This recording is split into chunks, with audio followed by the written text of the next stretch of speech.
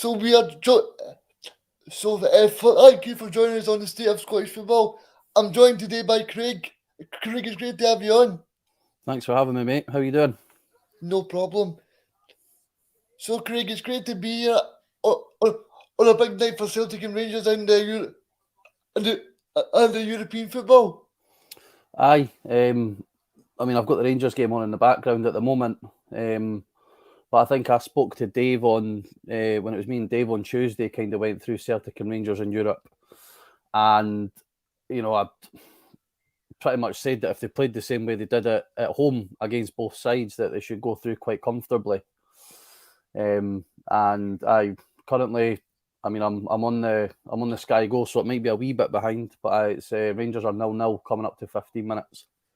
So, Craig, if you could just talk us through Alfredo Morelos scored. If you could just talk us through what happened in the game. Aye, so as I was getting set up, I didn't actually see Morelos. Morelos got booked in the first couple of minutes. I've not actually seen what that was for yet, but Okay. Rangers had a goal chopped off. They had a corner on the right hand side, and Tavernier's whipped it in. And as he's taken it, as he's whipped it in, the balls went out of play before. It went out of play and came back in. And Morelos, to be fair, was a decent header at the back post, but I quickly got chalked off. And then Okay. VAR agreed with the decision. So Okay. Craig, so how do you expect this game to go for Rangers against Bromley? Obviously, they got a 2-0 win the last time, but do you expect them to do the same this time? I don't know about maybe the same, but like I said the other night, if they were to put in the same sort of level of performance that they put in against Bromley at home, then they should see themselves through quite comfortably. They've had quite a bit of the ball so far, other than the goal being disallowed. They've not really done much else. But they're very comfortable. Bromley don't look like they're offering very much going forward at all. Yeah, because obviously the Rangers are 4 points clear at the top of the Scottish Premiership. What have you made of Rangers so far this season? Domestically they've not been great. Yeah. Until Sunday. They were fairly comprehensive in the way that they sort of dismantled Motherwell. I know the sending off from a Motherwell perspective didn't really help, but the game, was already Rangers by then. I just want to ask you, Craig, now, in terms of Rangers, do you expect them to do well in Europe this season, or? I think they always, ever since Gerrard's came in, one of the main things about what he's done with Rangers is how consistent and how well they've done in Europe. I'm just getting their league up just now. They're 4 games, 4 points. To be fair, Lyon you'd expect to be taking points off of most teams. Sparta Prague, I think they were quite disappointing when they played Sparta Prague. So definitely a result tonight will help them. I'll push them back into the places for qualifying. But I suppose the good thing is, from a perspective of the Europa League now, is that even third still guarantees you football after European football after Christmas. So I know they'll drop into the Conference League if they finish third. Obviously, they'd want to be still in the Europa League, but it's not going to be a total disaster if they don't finish in the top 2. Yeah. And now just want to move on to Celtic. Obviously, they're in Budapest. What do you make of Celtic so far this season? I think they've been quite hot and cold again. Obviously, they were didn't get off to the greatest start domestically, and it's taken Postecoglou a wee while to get his sort of philosophy across to his team. But I watched them against Hibs last Wednesday, and Celtic could have had in the first half. Celtic could have had any number of goals off Hibs if they wanted. They were that good. Sort of married with Hibs being so poor at the back. But it was a big thing for them on Saturday. A chance to go top of the league, and they didn't take it. So I think there's still quite a bit of work to do for Celtic and for Postecoglou. But if they can get consistent, they could be blowing most teams away week in, week out, such as how good they can be going forward. Yeah, I just want to ask you, see in terms of you, Craig, would you have put Giakoumakis on the penalty? I mean, he was a top goal scorer in the Dutch league last season for sort of a mid-table side. You know, you've got teams like Ajax, Feyenoord, PSV, all in that league. So it's not like he's scoring goals against sort of non-entities. I know he's no. I think he's maybe scored one goal for Celtic, one or two goals for Celtic so far. So you know, it was a good chance for him to sort of get his goal tally up, but it was a poor penalty. But I'm of the belief that your main striker should always take the penalties, regardless of. That's just a personal preference. I think that your goal scorer should be the one taking penalties. So it was the right decision, but I don't think we'll see him on penalties again for a wee while. Do you think Celtic can challenge Rangers this season? I don't see why not. I mean, Rangers haven't been great in the league. I know when we played them at Ibrox up until Pochus got sent off, you know, we were 1-0 up and very, very comfortable. It's all hindsight to say if Pochus hadn't got sent off, did we still go on and win the game? But, you know, we were very comfortable with a goal leading 11 men on the park. And then Celtic showed, again, I'll use Hibs as an example, Celtic showed what they can do to teams like last Wednesday night. It's for them, it's about being consistent, but I don't see it being the I don't see it being the procession it was last season. I think if I was to nail my colours to the mast, I'd probably say Rangers would still win it, but it won't be by much if they do. Yeah. Now we're going to move on to the big the big football game for Celtic tonight. What do you make of it, Craig? Well, I mean, they probably got one of the hardest groups, didn't they? Betis and Leverkusen as well. Yeah. So it's again, if they can play the way they played at Parkhead, you know, I could see them going through quite comfortably. Winning the game quite comfortably. Especially, I don't think the teams will be out yet, but especially if they can play Kyogo through the middle. I think he's very quickly became so vital to that Celtic team. He's an absolute nightmare for players to play against. He's an absolute disaster in terms of his work rate, you know, his energy, his pace. And as you've seen for his goal against Ferencváros at Celtic Park, I know it was a great through ball for Jota, but it was still a brilliant finish for Kyogo, and that's what he offers them. So if he's fit and firing, I'd see it being quite an easy night for Celtic, in all honesty. I don't think Ferencváros offered anything when they played at Celtic Park the last time. Yeah, because I just want to ask you, what have you made of Postecoglou and the way he's adapted to Scottish football so far? I think he's done all right. You know, it's a complete different market that he's coming into to what he's operated in before. I mean, I'm not going to profess to know the ins and outs of the Japanese league and what, you know, rivalries are like and stadiums are like and what atmosphere's like, but I can almost probably guarantee he's never managed in a sort of side with the intensity that, you know, being in one half of the Glasgow 2 sort of offers. So no, I think he's adapted well so far, and like I said, you can see the signs from his team. I think maybe two more transfer windows, and we'll probably see the real sort of Postecoglou style at Celtic. Yep. And in terms of Celtic, who do you expect to drop in for Starfield tonight? Because obviously he picked up an injury. I mean, you're probably looking at. I don't think Julien's fit yet for Celtic, so probably you'd be looking at. I mean, I think probably Stephen Welsh, who's done, you know, quite well in his sort of limited appearances.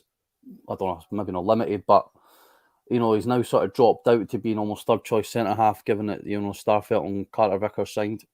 So I'd probably say Welsh if he's not injured, but I'm not 100% up to date on all the injuries for Celtic. So if anybody, I'd probably say Stephen Welsh.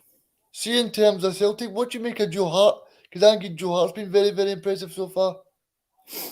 I mean, you can't argue he's got the most clean sheets in the league.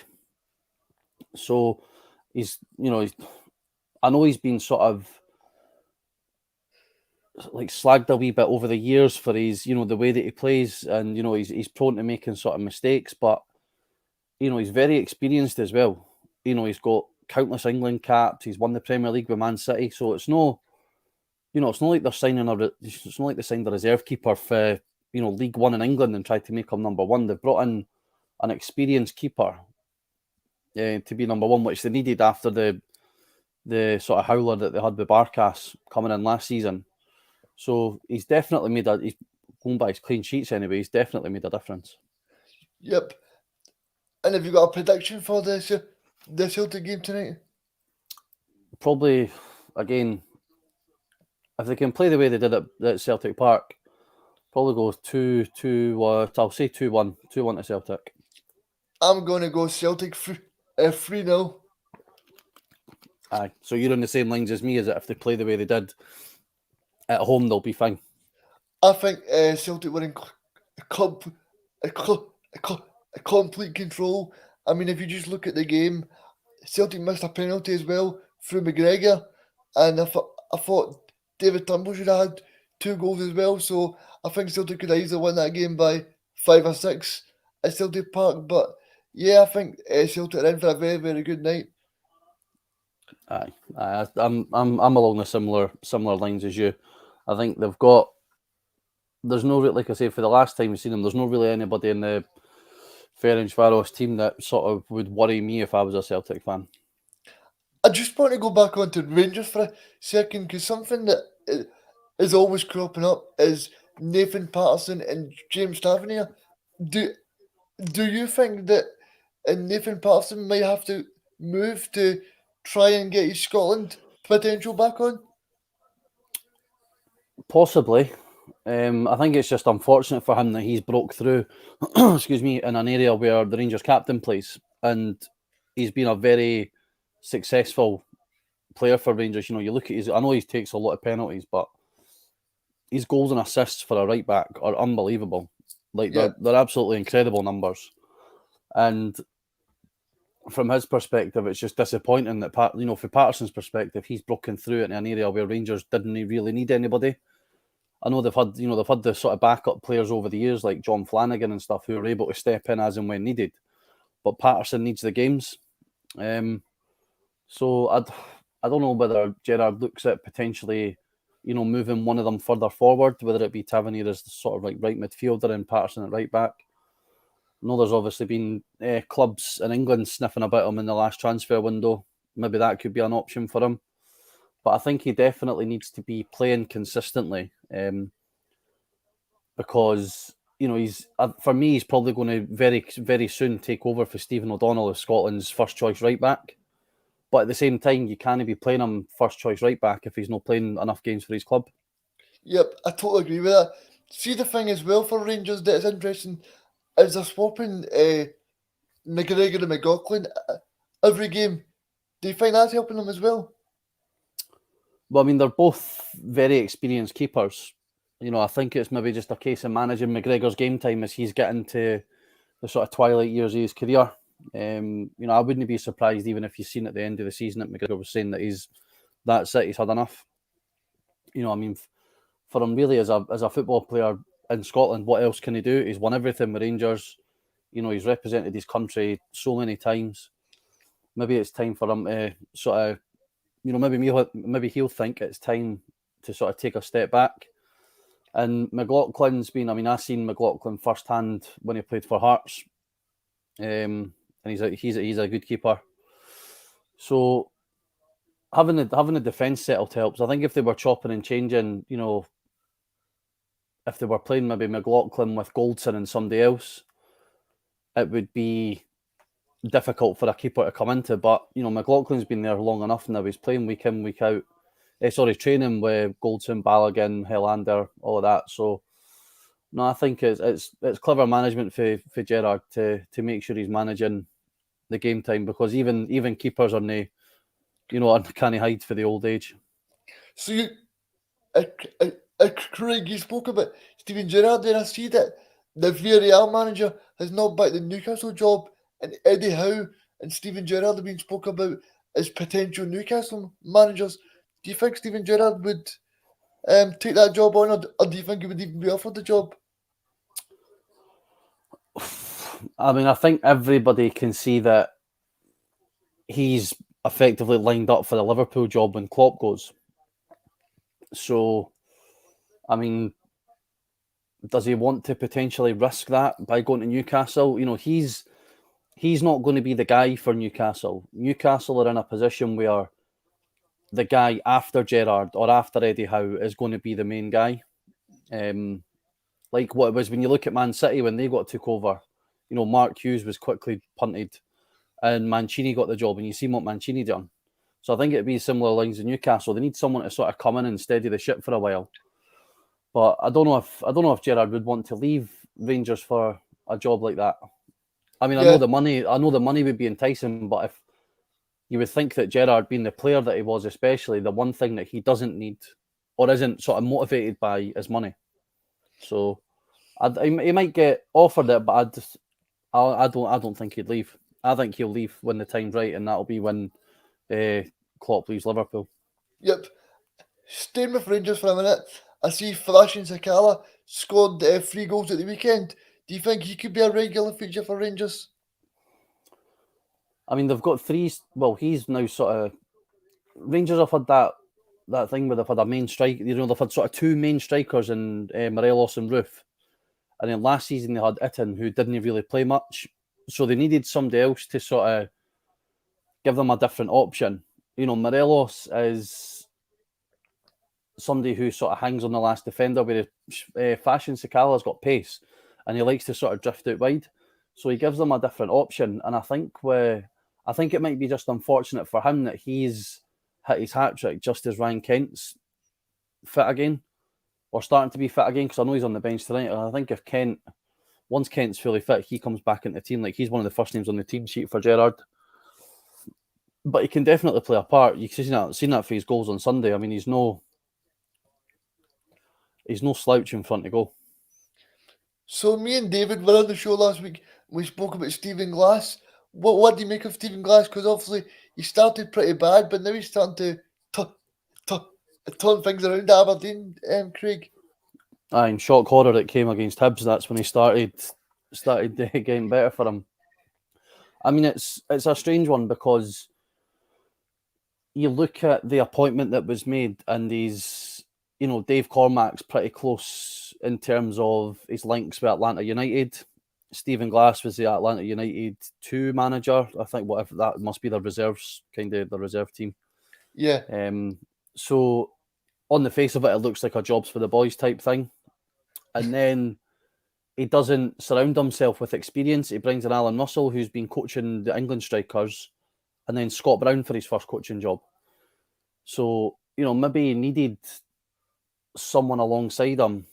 Maybe I know they've picked up recently, but maybe he still needs sort of an experienced head next to him who's happy to be a number 2. Or even looking at a potential manager that's out of work that maybe wants to go and work somewhere for 6 months to get him settled into the role of being a head coach of a first team professional football club. I mean, it didn't hurt. Walter Smith had done everything he'd done at Rangers, was at Everton, and yet still he could go and be an assistant to Sir Alex Ferguson at Man United. Yep. So, I think they've done well recently, but I don't think you can argue the results leading up to the sort of upturning form because they were poor. They were really poor. And I think they were lucky that they caught a poor Hibs when they did, because that's given them a wee bit of a morale boost. Obviously, I watched them on Saturday against Hearts, and first half wasn't really much to speak about. And then they really sort of picked up in the second half. So there's definitely signs, but I think they're going to need to do. It's not going to be all sunshine and rainbows for Aberdeen. I don't see them sort of up challenging for that sort of third spot for maybe another year or two if Glass even stays that long. Yeah, because obviously they got a great point against the champions Rangers as well. Aye. They only didn't get all 3 because of a very, very, very dubious penalty. So, I mean, like I say, there is signs. They weren't great against Hibs, but they got the job done. They weren't great first half against Hearts, but they showed, they've got a bit of character about them coming for 1-0. Hearts got the penalty right on half time, which is a sickening time to concede a goal.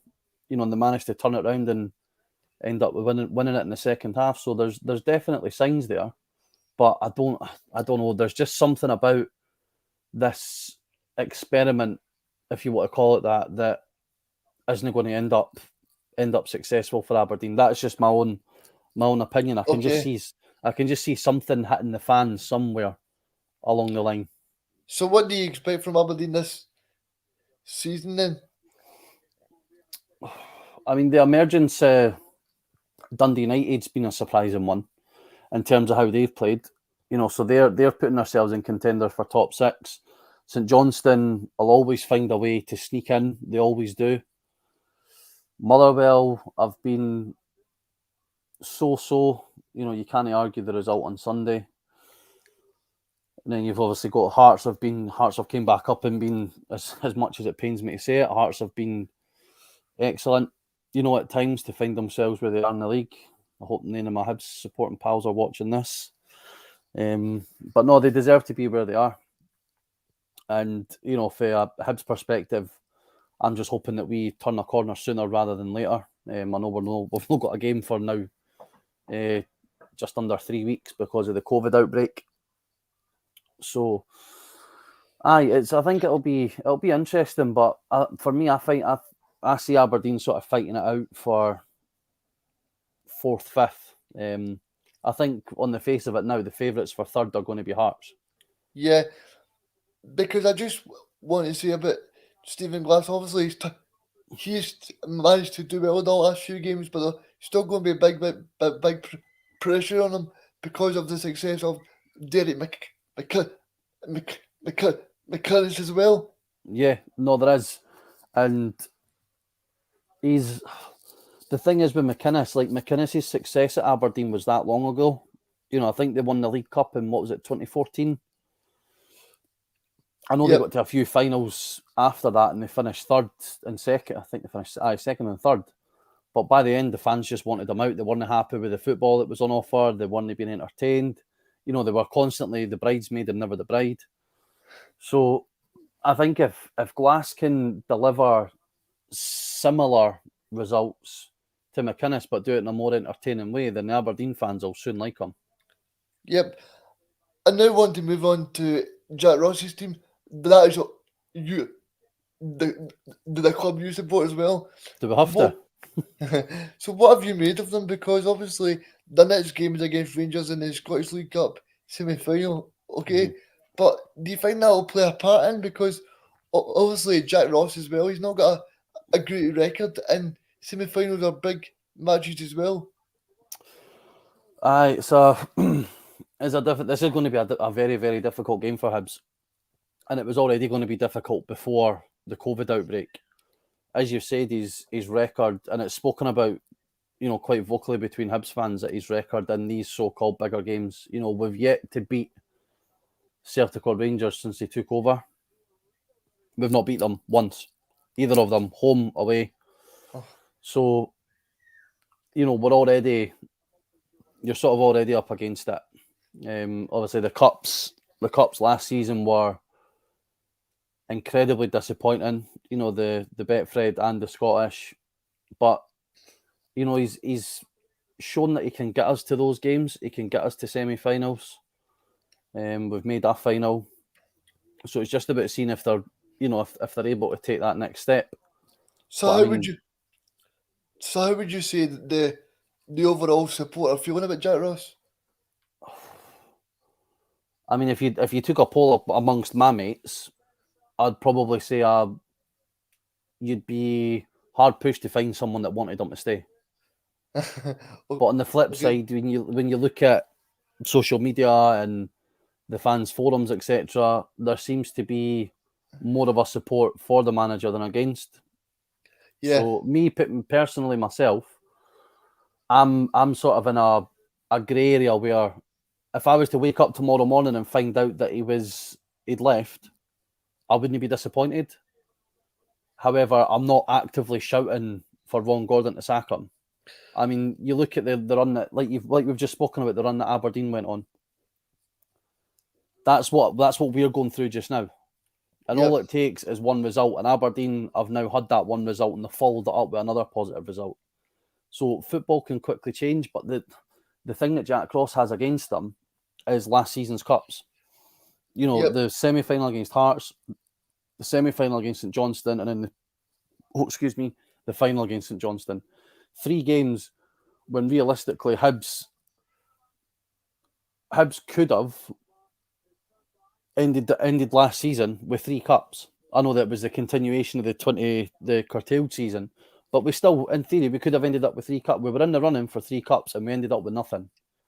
And that's a serious bone of contention for Hibs fans. But I think some anyway understand that, you know, a big part of the way we played in the start of the season was Kyle McGuinness.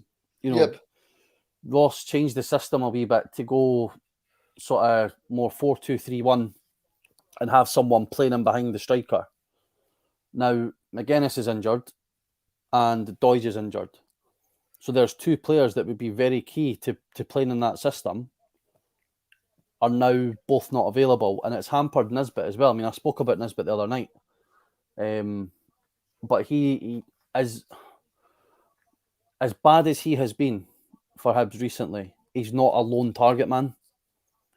He's been asked to play a role that doesn't suit him. So do you think he'll benefit when Doige is available again? Oh, 1,000,000%. And I've seen people commenting about how, you know, it's one, you know, the longer that he's been injured, the better a player he's become in terms of Doidge.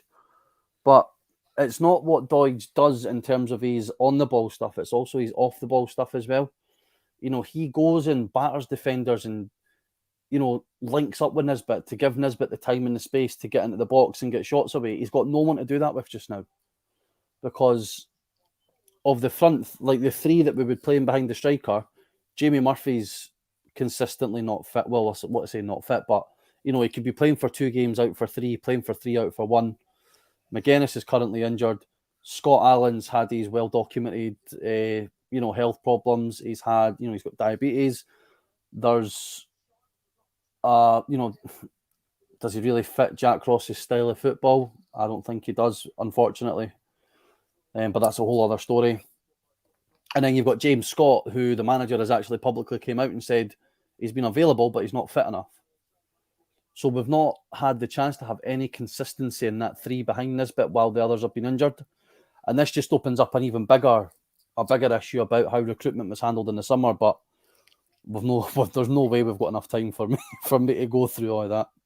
See, what I just want to ask you as well, what do you make of Porteous? Because he makes a couple of rash tackles and he done one against Celtic last week as well.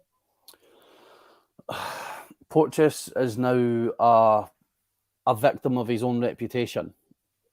And for me personally, not saying it just as a Hibs fan, but I do think that reputation is somewhat unwarranted. I mean, there's been 3 incidents he's had, and they've all came against Rangers. He done a tackle on Barisic that he got sent off for at Easter Road. Hibs were 3-0 down at the time, and I think he just wanted to put one on someone to obviously show the fans that he cared. All football players are guilty of doing that at times. You know, they're no angels. They will put in bad challenges from time to time. He done one on Koulibaly when he was at Rangers, and he actually ended up injuring himself doing it. And then that one on Aribo the other week, I mean, there's been arguments done to death, but for me, wasn't a red card. But he's got that because of his reputation. I mean, if anybody had watched Porteous up until that point, they wouldn't have seen any of that at all. Porteous had his best start to a season for a long time. He looked very composed on the ball, you know, defensively. He was solid. But I do agree with you, the McGregor one I thought was rash. Yeah. And I've had this argument with Hibs fans who were like, no, it was fine, it was fine. The tackle's fine, right? For me, the tackle's fine. However, the force at which he goes in, from the distance he is away from McGregor was unwarranted, in my opinion. He didn't need to go to ground as hard as what he did. If he goes in and slides in, fair enough. But he went in my eyes, excessively. And if I think if you look at the two, if you look at that one and the Aribo one, the McGregor one for me is more of a red card than what the Aribo one ever would be. Yeah, I just think he needs to just sort of tone it down a bit. You know, the fans didn't want to just be somebody taking a body because we're getting beat if we end up losing them for the next 2-3 games, because that's what happened. We lost them for the Dundee United game and we lost them for the Celtic game. Yep. Not the Celtic game, sorry, the Aberdeen game. Yep. 2 games that we subsequently got absolutely hammered in. Yep. So, in terms of that's how do you expect them to do overall this season? It's a hard one to say. I mean, we started the season well. You know, when we went to play Hearts, there was a chance for one of us to go clear top of the league. We were still in touch when we went to Ibrox, and ever since Porteous got sent off at Ibrox, it's all fell apart. We need a big... Oh, there's 1-0 to Bromby. Bromby have just scored. Talking for the goal. Just right on half time. I'll wait till I get a replay. Looks like a header for a corner. I'll just wait for the replay to come up. But in terms of Hibs, where I expect them to be, I would expect them to be, you know, following up on what we done last season. But we need a massive, you know, we need a big January window. All right, here we go. Corner. Oh, it's a own goal. Balogun own goal. Oh, Balogun. Aye, the Bromby players have packed the sort of the 6-yard box. It's an in-swinging corner for the left-hand side. I'm not sure who it is at the front post has got a steal on his marker and just sort of flicked it on, and it just came off Balogun and went in. So 1-0 Bromby, practically right on the stroke of half-time. Oh, there you go. There we go, half-time whistle. Last action of the first half, Bromby 1-0 up. So it's a big 45 minutes for Rangers to try and get it back then. I'm going to be honest, mate. Because we've been talking. I've not really seen much of it. I was only having it on in the background for the main incidents like that. I think that puts them on 3 points. 3 points. So Bromby have now overtaken him into third in the table as well. Okay. So the next thing I just want to move on to is the Scotland squad. What do you make of it? Like I said to Dave the other night, it's almost a much of a muchness. I don't agree with Nisbet being in it. I've made that clear on Tuesday. But I think the rest of it is, I know there was talk about Carlin Grant getting called up, the forward that plays for West Brom. I know I've read that he's eligible, so I don't know where that's at the moment. But I've had a wee look at Jacob Brown, and he looks like he could be all right. He's scored, he's only scored 4 goals for Stoke this season, but 2 have been different kinds of headers. The other 2 have been different kinds of shots fit in and around the box as well. So he definitely looks like he could be a handful, depending on where Steve Clarke wants to play him, obviously. So in terms of Jacob Brown, he is playing at Stoke. Did you expect Tony Watt or maybe someone like a Tony Watt? Like Tony Watt, Eamon Brophy kind of players like that. I feel quite bad for Tony Watt, if I'm being honest. I think he's the top goal scorer in the league alongside Boyle, I believe. So I think he can find himself pretty disappointed not to be called up. I know that Graham Alexander kind of pulled him aside in the summer and said, right, you need to get your finger out. You need to be doing things a bit differently. And he seems to have taken that on, because I think he's only a couple of goals away for his best ever season total. I don't think he's ever broke double figures in a league season yet. So I think as long as he keeps doing what he's doing, it almost makes him impossible for Clarke to ignore. but he should definitely have been given an opportunity over Nisbet, in my opinion. Yep. Um, I know. I now want to touch on in terms of the Moldova game. Do you expect Jacob Brown to be involved, or do you think he's just going to be in the squad just to see what it's about and stuff? I'd like to see him play. I mean, I don't understand the point of calling players like this up if you've got no intention of using them. How is he going to get used to playing international football if he doesn't play international football? So, no, I think Clark will throw a wee bit of curveball. I think he might actually start him in Moldova. Yeah, because the thing I was thinking as well, what is the point of bringing him here if he's not going to play him? But might it be that he's wanting to play him so that he can play for England? Nah, I don't think that. I mean, what chance are England going to be doing looking at a 23-year-old that plays for Stoke? You know, unless he has a.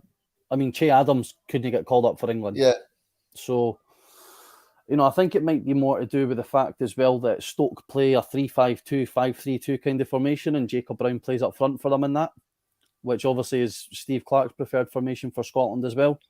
So he's looking at possibly a like for like, but maybe more mobile than Dykes, especially with Dykes being suspended for the Moldova game. yeah. I was just going to say that. Do you think that'll be a big miss for Scotland? Because obviously he's been a very, very big player for us. No, he has, and I mean I know he divides opinion at times. I know his football ability is questioned in terms of his technical ability. But as you've seen, you know, in the Faroe Islands game, you know, he's there at the crucial moment. He's been there in the last few crucial moments that we've needed. So no, he will be a big miss because he's one of these sort of old throwback centre forwards, you know, one of these big lumps up front that'll go and throw his elbows at centre halves and, you know, hold the ball up and link up plays, no looking to, you know, turn and sort of run at defences. He knows what he's good at. And the team try to play off that. So no, I don't think you can argue that it will be a big miss for us. See, for me, I think these two Scotland games are so important because we can qualify for the playoff and hopefully we can go to the World Cup. Aye, well, I mean, I don't. What age are you, Regan? I'm 23. So you've never seen us at a World Cup? No. Aye, so I'm. I mean, I've. I mean, I'm not that much older than you, but I was 7 when we were at the '98 World Cup, and I vaguely remember it. And the sort of way the country was in the summer, just there with the Euros, you know, with all the restrictions and that we still had in place. You know, there was a right buzz about the country for the minute we qualified over in Serbia. You know, I think that was. I mean, thinking back to that night, I think the whole where I am, the whole cul-de-sac, the whole row of houses behind went absolutely mental when Marshall saved it. When usually we would have been out in pubs and clubs and it, that maybe, you know, there would have been the Tartan Army at the game. But I think qualifying for the World Cup, just knowing that the country is going to be playing in the tournament in the summer, it just puts a bit of a what's the word I'm looking at, a spring in your step. You know, Yep. knowing that you're getting to see and I know the Euros in the summer was practically honking for us, you know, for the Czech Republic game. But maybe this group of players can take the lessons that they learned for that and, you know, use them. And I don't think it's, you know, if we're going to be going into a playoff, it's vitally important that if we can at least get a result against Denmark as well, because that keeps the momentum going. Yeah. See, I think Steve Clark's got a very good squad as well. You look at it, he's got John McGinn, he's got McGregor, he's got Patterson, he's got so many big players for us as well. Aye, I mean, you know, it's been spoken about a million times, but we've got two of the best left backs in the world. You know, unfortunate, it's typical Scottish luck that two players that would be, you know, two of the best in their position also play in the same position. So, you know, and you've got emerging players like Gilmore, you know, McTominay's at Man United, like you've mentioned, John McGinn. You know, Grant Hanley's maybe not had the best start for Norwich, but he's been brilliant for Scotland. Jack Hendry's turned his career around. You know, can I go without mentioning Craig Gordon as well, who's been again, I hate to say it, but he's been so good for club and for country. So no, I think that we're in a good place, and the squad for me is an indictment of what Clark thinks of the players. It would have been, like I said, it would have been very easy for him to drop Nisbet. I'm astounded that he didn't. But I think he values what players bring to the group overall, and Yeah, he doesn't want to chop and change too much. yeah, especially because I think some players are not playing for the clubs, but they're still involved as well. I think that's very important as well. Well, Armstrong's one. Armstrong's barely played for Southampton. Billy Gilmore's not been playing for Norwich. Patterson's been in and out at Rangers. There's there is a lot of maybe players, maybe Moldova's the ideal chance to give them some game time because it's a game that we're expected to win. Yeah, But I think it just it shows Clark's loyalty to players as well. Especially given it, like Kenny McLean, for example, missed the Euros through injury, but he's very quickly found himself back in the squad now that he's fit again. do do you think James Forrest he could be back in the squad next time that now that he's back playing for Celtic? If he shows the form that he's shown over the last, I know he's had quite a torrid time with injuries over the last sort of 12 to 18 months. But if he can show the form that was it the season before last, he won the Player of the Year. Yep. So if he can get back to that form, he's an asset for Scotland. We've seen it when he scored his hat trick over in Israel as well. That there's Israel or Albania, Albania. Albania. That was it. Aye.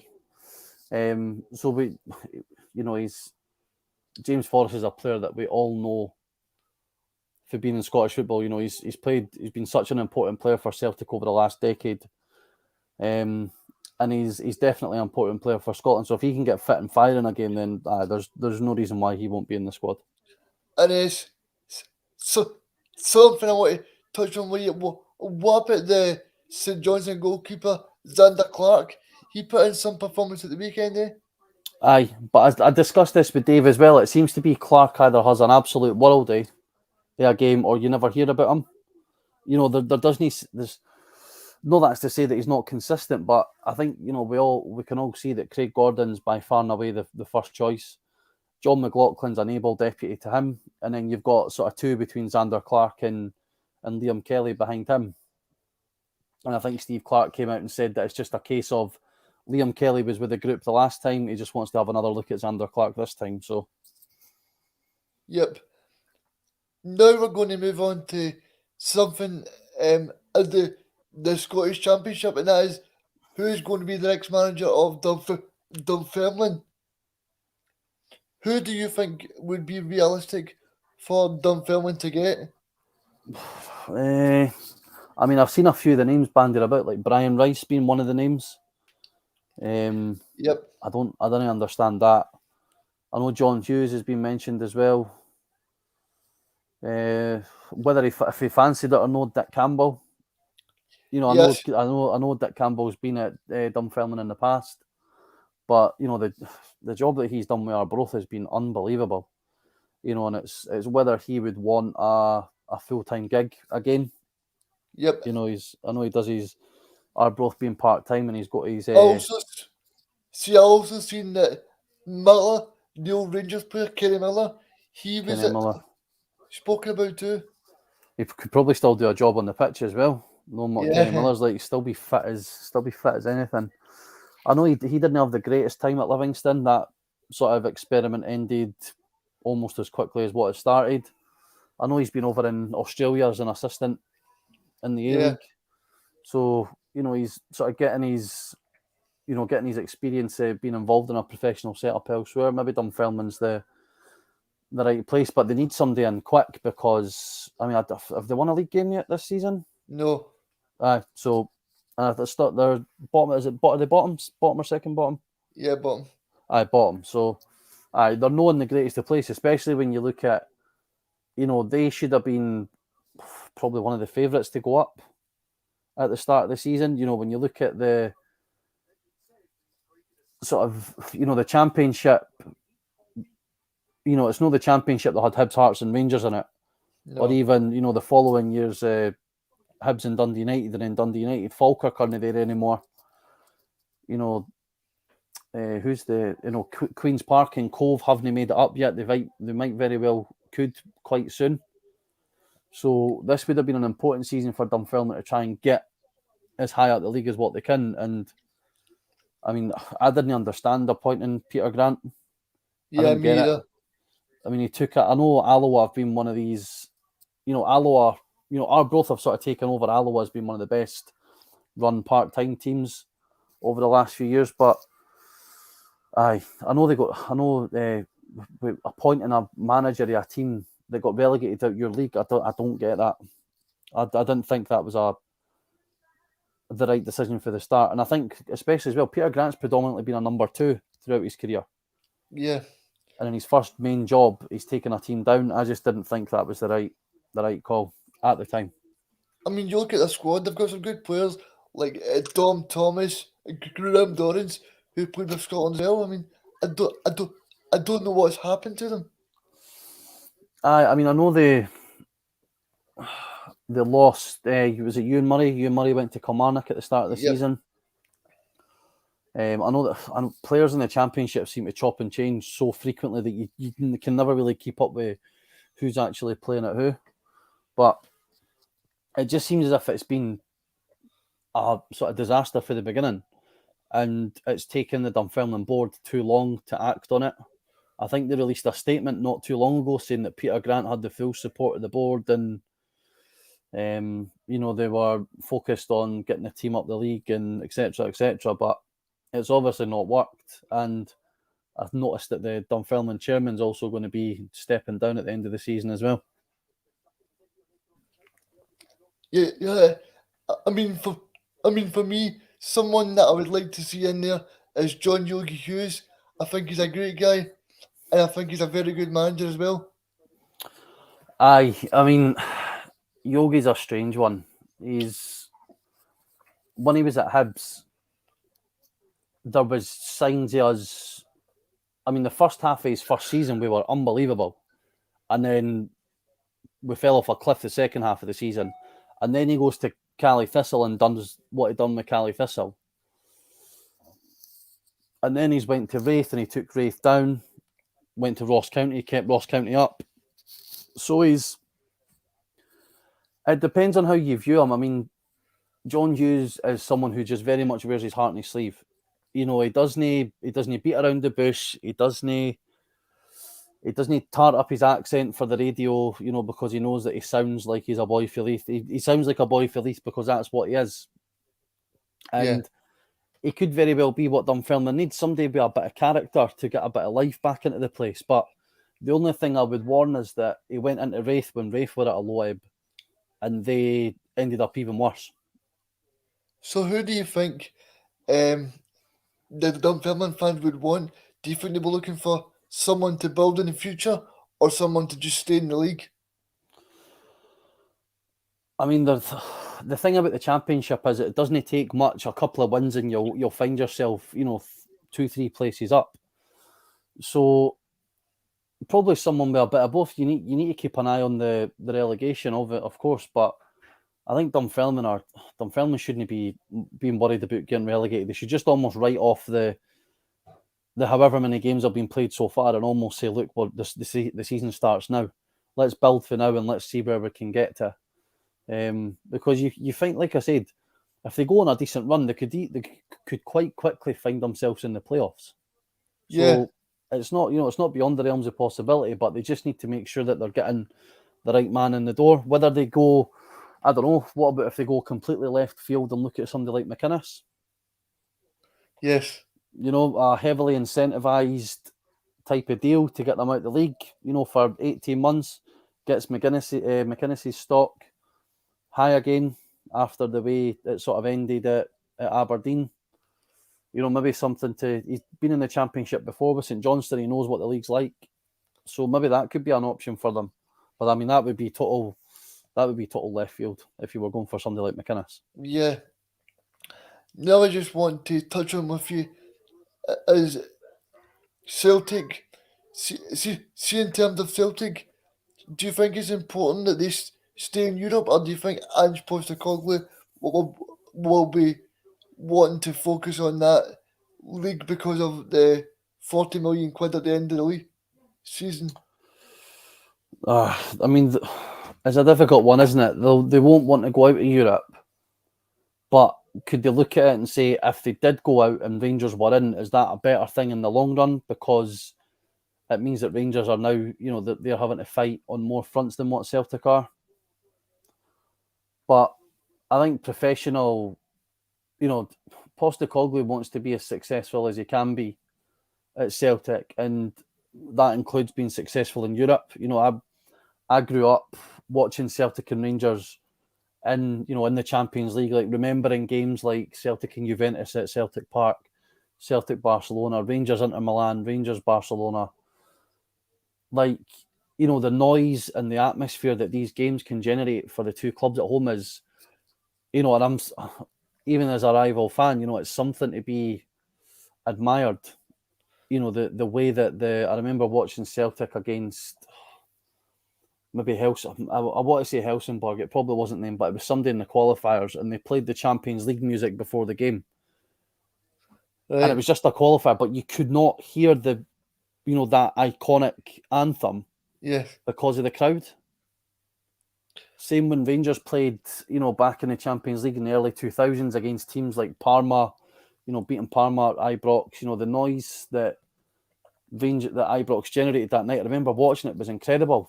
So I think Postecoglou would rather have those type of nights, but obviously everything's going to be. They're going to go out at some point, aren't they? They're not going to win it, Yep. but they want to go as far as they can because still, the further they go, the more revenue it brings in. Yeah, But and they need to be, if they want to be finishing, if they want to be getting into the group stages of the Champions League next season, they have to get their act together and be more consistent domestically. yeah, I mean, I think it's great to see so many teams in Scottish football doing well, and hopefully by next season we can get Aberdeen, maybe Motherwell, maybe Jack Ross's team as well, doing well. Well, I mean, for the European perspective, I've I believe that Hibs would have qualified if McGregor hadn't been sent off. Yep. Like we had, Rijeka, we battered them at Easter Road. We lost a goal over there and we got back into it early in the second half. And we were in the ascendancy until McGregor got sent off. So there's no reason, especially with this new Conference League as well. It's not like, we're potentially going to draw an absolute heavyweight in Europe. I know there's teams like Spurs and Roma, but there's less of those teams in this Conference League. So it gives us, Aberdeen, Hearts, Motherwell, Dundee United, St Johnstone, the chance to, potentially qualify and play group stage European football. Yeah. So you spoke about Dundee United there. What have you made of them? Because they've been very, very good so far under Tam Courts as well. Yeah, I mean, I've seen Dundee, I've seen them twice. Was at Tannadice when we beat them in the League Cup, and then was unfortunately Easter Road when they leathered us 3-0. And that game at Tannadice was one where you're 3-0. Like I remember looking to the folks sitting about me at half time, going, "How are we 3-0 up?" It was one of the games where it should Yeah. never. We should. How we found ourselves in that position, I guess we were just clinical at the right time. But they soon sort of got the revenge on us at Easter Road. I mean, we never laid a glove on them when they came to Easter Road. So he was given a bit of stick at the start, wasn't he, by Dundee United fans, sort of saying that he's the cheap option. He's promoting from within. Some people maybe didn't like the way that he talks. But I think he's been a bit of a breath of fresh air for Dundee United, and he's done extremely well. He's done better than I think he's even done better than what Dundee United fans would have expected him. So who have you been impressed by this season for Dundee United? Fuchs, I like Fuchs. He's a good player. Yep. Fuchs he's somebody that he's one of the players that every player wants in their team. Just a wee. It's sort of no so much a midfield hard man, but just a wee guy that'll just nip a bit. He'll no leave players alone. And I think that Nicky Clark as well. Yes. Nicky Clark's been He seems to be a name that's been about for years. And I know he had that spell. He was it Queen of the South where he banged in the like 30 odd goals in a season. Yes. Got his move to Rangers. Was he at Dunfermline at any point? I'm not sure. I don't Not know what sure. I don't know why I think he was at Dunfermline, but he's certainly been key for Dundee United over the last sort of 3-4 years. And like I say, I seen him up close at Easter Road, and he took his goal against us. Yep. He's one that's benefited from the change of manager, because obviously Mickey Mellon had him, Shanklin, and McNulty all playing up front last season. Yeah. How can three centre forwards play in the same team without any support for the wide areas? So Yeah. he's definitely been one of the ones that's benefited for the change of manager and change of system. And something I just want to touch on was the sad passing of Walter Smith. It was his funeral yesterday, and we just want to send our best wishes to the family as well. Aye, I mean, Walter Smith is one of these guys. Sorry, that we all know what the rivalry in Glasgow is like. We know how it can get at times in terms of the intensity and the passion, and it can sort of go into the wrong side of things. But Walter Smith was someone, in my opinion, that transcended that, almost like Tommy Burns did for Celtic. I think you can see for the sort of widespread sort of coming together of Scottish football for Walter's passing. I grew up in that era when Rangers were winning everything. My Yeah. first memories of Scottish football is watching, Hibs and Rangers at Easter Road, watching players like Gascoigne, Loudrup, Marco Negri battering goals in left, right, and centre. And not only that, he was probably up until Steve Clark, and I know a couple of results under McLeish, but he gave Scotland fans hope of qualifying again. That group that we almost got out of, we only almost got out of it because of him. Yeah. So it's sad. I mean, I listened to Alan McCoy talking about it on TalkSport the day his passing was announced, and it was heartbreaking to listen to him try and describe what the guy meant to him. So no, you're right with your words, Regan. Obviously, all thoughts are with Walter's family as they try and deal with the grief at losing their beloved husband, dad, grandfather, friend. Yeah. I mean, he was such an iconic manager, and sadly, it gave me so many bad days as a Celtic fan to to, to watch. But you need to respect him because he was a good friend of Tommy Burns as well. Aye, well, you've seen that with the Scotland setup. The national team. When would we have ever thought that the national team would consist a Rangers manager, a Rangers coach, and a Celtic coach? Yeah. And like I said, it was that they two, Walter Smith and Tommy Burns in particular, almost transcend the rivalry. They're looked at as they're above that sort of all the nonsense that happens sort of between the two of them. So no, it's always sad when you see someone passing away, but when it's someone who's had such an impact on our game, it's sort of exemplified in that way. So he'll be sorely missed. Craig, we just want to thank you for joining us tonight, and thank you for everyone for watching us. It's been good to be on. Thank you for coming on, Craig. No, more than welcome, mate. Thanks very much for having me.